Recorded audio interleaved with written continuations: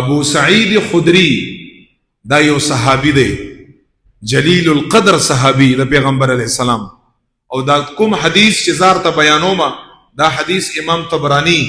په طبرانی کې روایت کړی دی. امام بهقی په شعب الایمان کې یو کتاب یې شعب الایمان په هغه کې روایت کړی دی ابو سعید خدری نه. ابو سعید خدری فرمایي چې حضور مبارک علیه السلام مونږه صحابه لراغه او چې قسم یې راته وخوړ د الله په ذات باندې، او دا قسم دې د وجه نه چې دا خبر از ما او ستا په زړه او په ذهن کې لږه سمه وغورځي، لږه سمه پریوځي چې قسم یې وخوړ چې ما ته د خپل مرګ ګوره امام الانبیاء محمد مصطفی احمد مجتبی خاتم النبیین رحمت للعالمین سید الاولین والآخرین د دنیا او د آخرت او د جنت بادشاہ رب متعال ګرځولې دی او اختیارات یې ول ورکړي دي، او داغه په شفاعت باندې به مونږ او تاسو جنت لزو. داغه د مخ د خاطر به خدای پاک ما او تا بخي، نظم او ستا ګناهونه به بخي، نظم او ستا نیکی به د حضور مبارک د مخ د خاطر الله قبلې. هغه چې د جنتونو کنجیانې د خزانو کنجیانې رب متعال د هغه مبارک پلاس کې ورکړي دي. هغه پیغمبر مبارک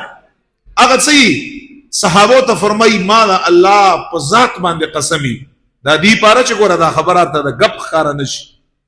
چې ما نه د خپل مرګ نه دی، د خپل مرګ چې زه به مرم دا ما ته دومره یاد دی صحابو ته وی چې زه کله اسمان په طرف باندې داسې سترګې او نظر اوچت کړم کنه نو حضور مبارک فرمایي چې زما دومره تمنی چې زه به د خپل مرګ نه مخکې دا نظر بیرته د ځمکې په طرف باندې کوز کړم، لکه زما ذهن دی چې کېدی شي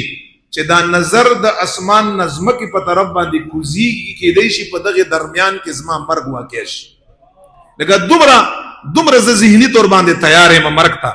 او بیا صحابه ته فرمایي قسم دی زما د الله په ذات باندې چې زه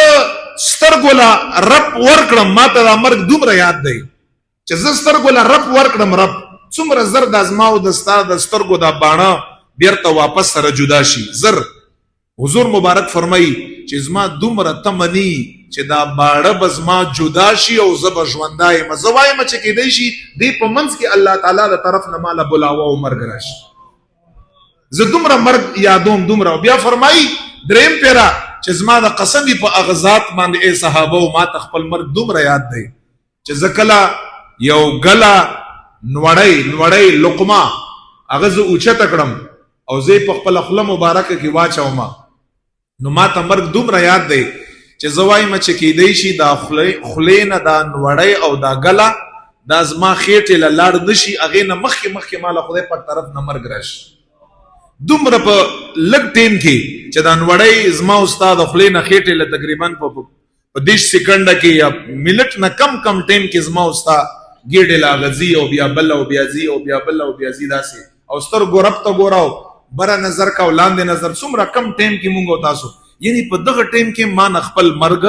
هغه ما نه نه دی هیر، ما ته یاد دی. دا خبره نبی علیہ السلام څه دپاره کړي هغه ته خو اسم یادو تعلیما للامه، دا د خپل د امت تعلیم دپاره کړي چې تاسو هم دا